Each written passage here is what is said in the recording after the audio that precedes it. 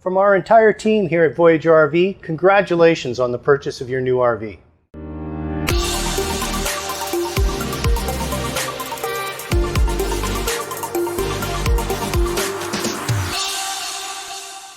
Before we begin your orientation, I have some important service and warranty repair info to share that will help ensure a most enjoyable RV ownership experience.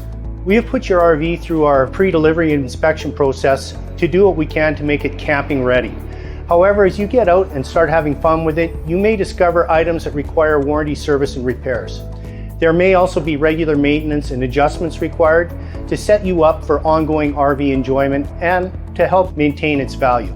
Proper preparation for these situations is important and often overlooked, leading to disappointment. So here are some tips to make sure a solid plan is in place for warranty and service when needs arise. If you would like Voyager RV to perform any warranty work, repairs, or accessory upgrades, simply reach out to our service team at our main number and we'd be happy to arrange that for you.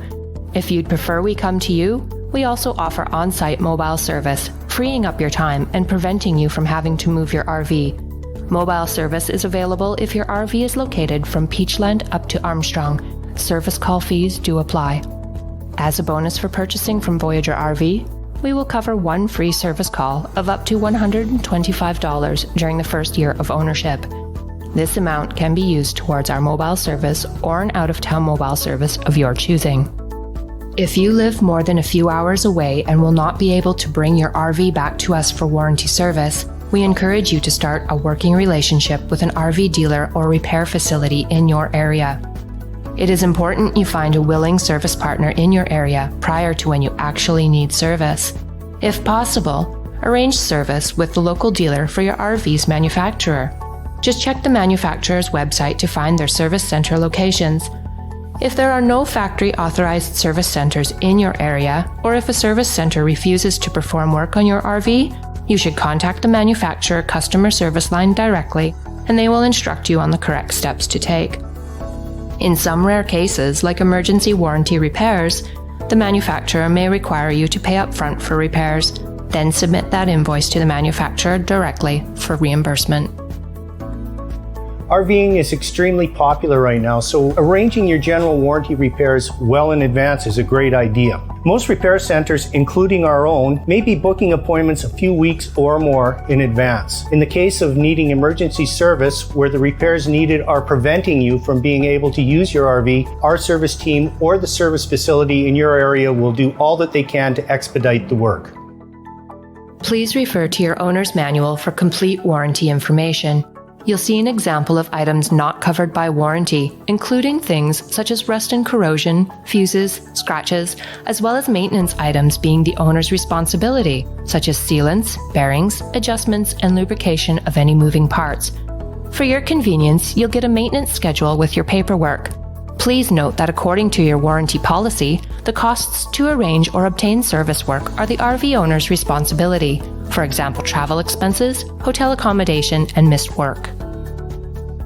At Voyager RV, we strive to create the best RV experience in the industry. So know that we'll always be here for you to help and advise in any way that we can.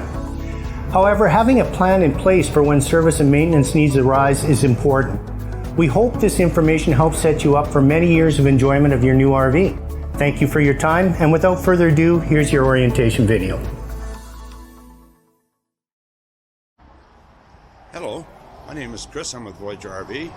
I'd like to take this time to thank you for the purchase of your 2021 Jayco Redhawk, the 24B.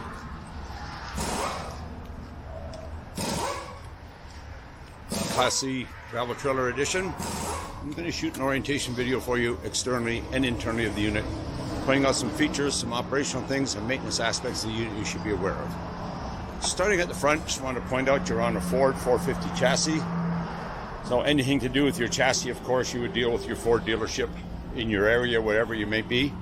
As far as the coach goes, you'd have to deal with Voyager RV or any Jayco dealer that you may be close to in your area, wherever you may be. Just want to point out, externally, the unit is a full customer maintenance item. All transitions, roof seals, window seals, slide-out seals. Door seals and window seals all should be checked on a monthly basis. Roof seals on your unit should be inspected minimum twice a year. Voyager would be more than happy to do a free roof inspection for you should you be able to arrange that. I would highly recommend that you wash your unit on a monthly basis and be certain to wax it a few times a year, once or twice a year, as you'll find it will really preserve your paint and your decal package on the unit. So we're going around the driver's side of the unit here now. We get to your slide out. It's a large slide out on the unit, the one and only. Your rubbers on your slide out should be lubricated with a product carried in the Voyager parts store. It's a spray on, has a white foam. You would do that 3 or 4 times a season, spray it on, allow it to sit for 10 or 15 minutes, and then wipe off the excess.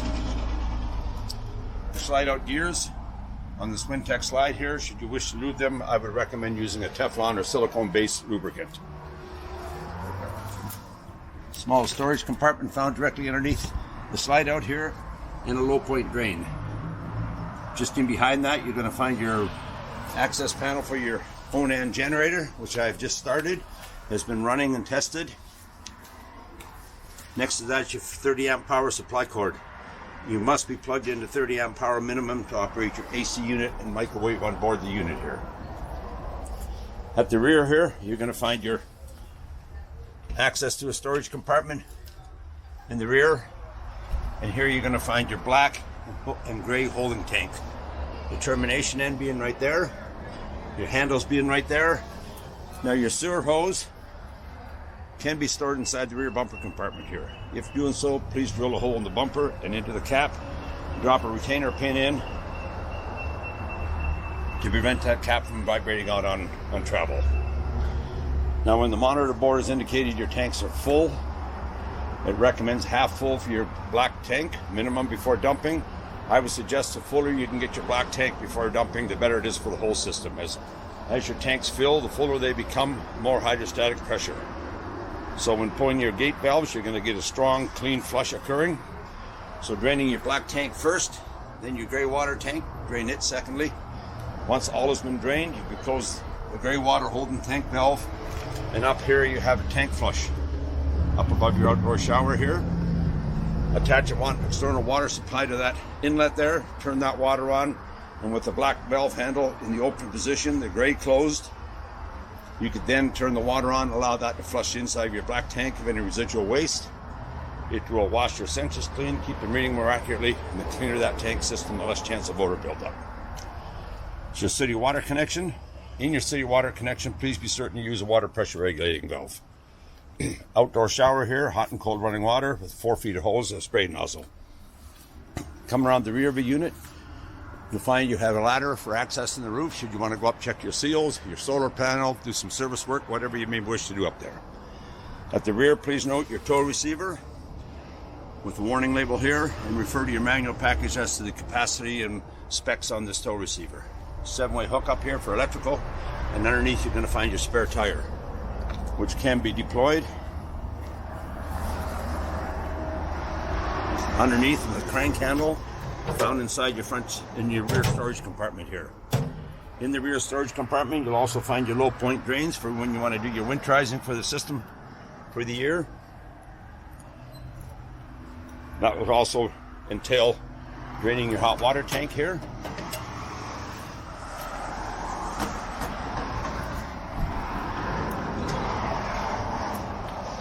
Now, along with this video, there will be a link attached discussing winterizing techniques, and also you should refer to your manual package inside. You'll find some information on winterizing.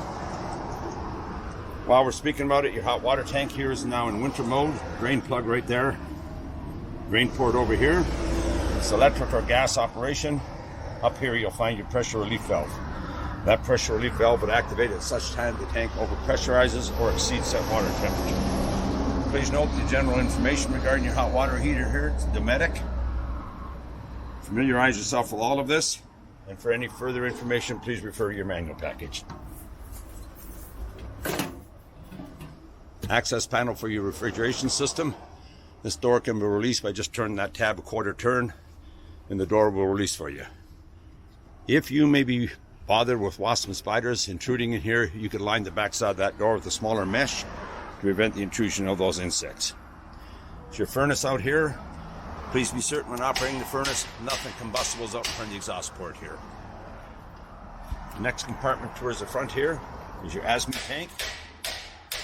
Open and close valve right there. I have partially deployed your awning outside here. Please note, these pivot points on your awning, I would highly recommend you lubricate those with a Teflon or silicone-based lubricant. Your awning should never be left open and unattended. If leaving the campsite, please retract your awning at all times. We'll just carry on towards the front again here. The exhaust hood above your kitchen stove is in latched position right now for travel purposes. When using the stove, you may want to release those old tabs there. The two outdoor speakers, as I mentioned. This is your propane system approved sticker. Your system having been totally tested and proven by our technical staff, and then affix the sticker to the side of your unit. I'm now just going to step inside the unit here, and while I'm doing that, there's your main power supply right here. There's your outdoor awning light. This is your outside speakers. This is your awning control in and out. Next to that, you'll find a carbon monoxide and propane detector. Please note the expiration date on it. Be certain to change it out prior to expiry. Up here you'll find your solar controller. It's charging 12.8 right now. And as we're sitting here untethered, not plugged in anywhere, your solar panel is charging you 2 coach batteries, which are found under the front step of the unit here. If putting the unit into storage for winter time, I would suggest removing those batteries, put them somewhere safe and warm for reinstallation the following camping season. Please note the wiring schematic on top, or wiring configuration, as you may want to take a picture of that. As when hooking up, you hook them up the same way again in series.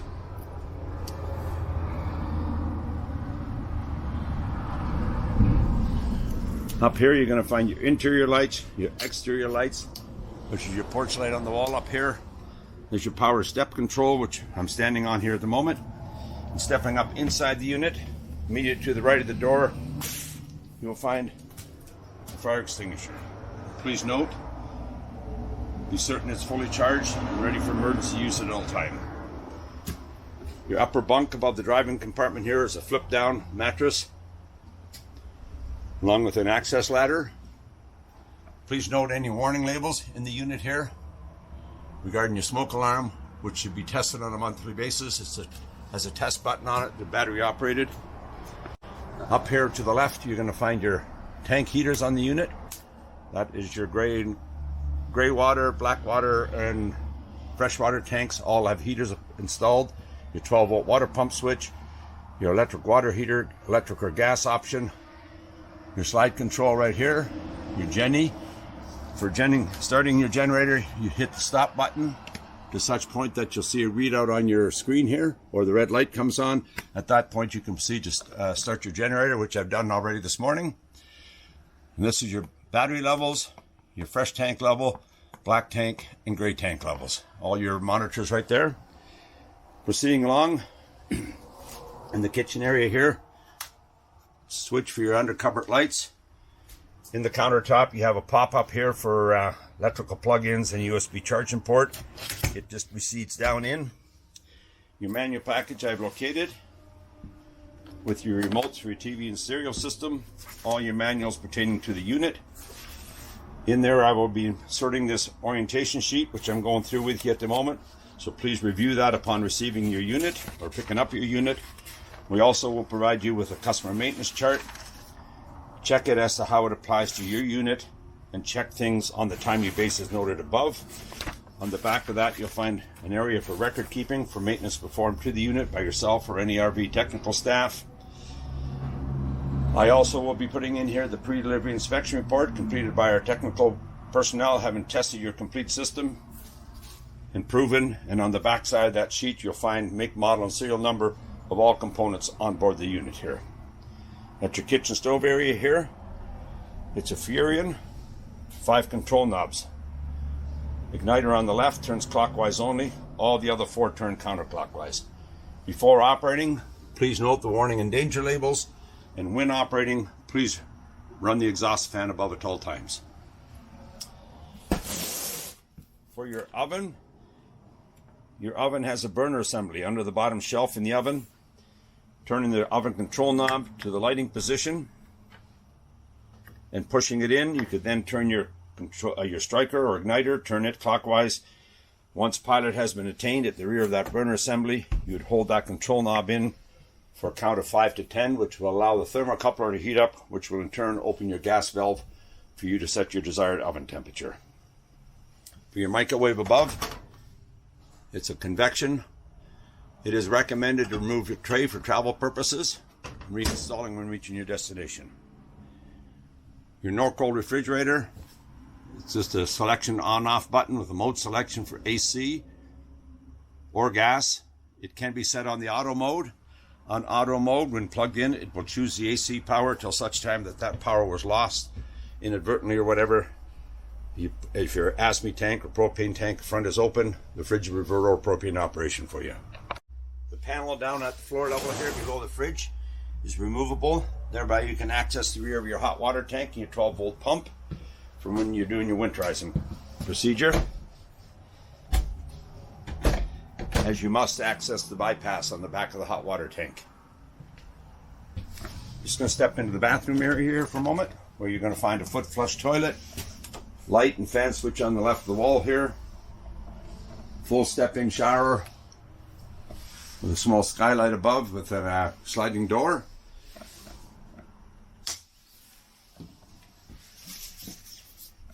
In the bedroom area here,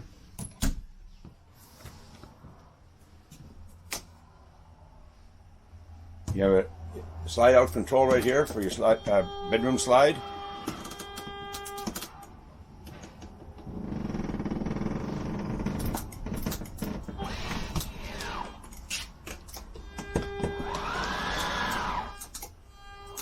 Actually, this control here controls the whole slide, not just the bedroom slide. More likely better for you to operate it from the main panel up front there. When bringing the slide in, please be certain your mattress is folded up in the up position. At the rear here, you have a small storage area under the bunk, under the bed. Fan in the ceiling up here. TV backer location with receptacles. And at the headboard of your bed, above you have individual reading lights and emergency egress window. Please note your window blinds and window dressings should be pulled down equally with 2 hands and pushed back up equally. Push them only as far as the base of the valance, as you don't want to be reaching up underneath there, causing undue stress and strain on the valance.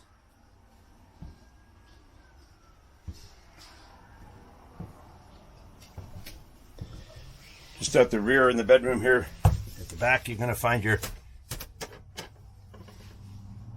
charger controller or charger converter. There's your breakers found right there, and in the panel below, you'll find all your fuses.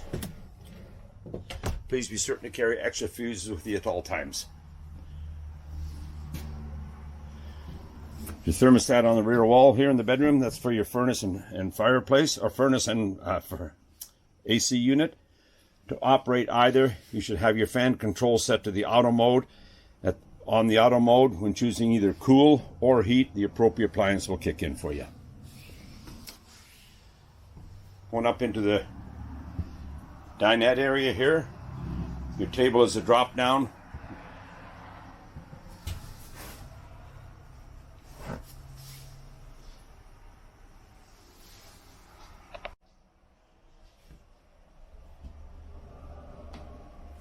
TV on the left here.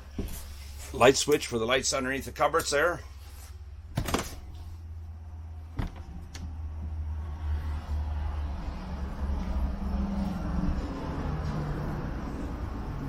Up above the upper bunk, above the driver's compartment, you'll find your light switch up here for the system, for the lighting up there.